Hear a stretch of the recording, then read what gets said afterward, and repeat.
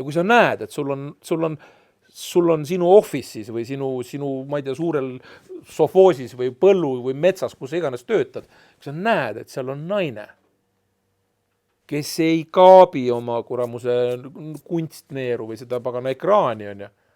Sa näed, et tal on nagu suhtlus ootel.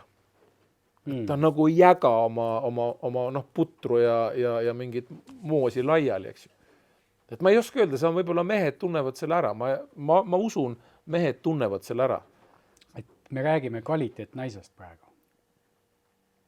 Me räägime sellisest naisest, kellel on olnud tark ema ja kellel on olnud naist mõistev ja hoida oskav isa või kas või vend.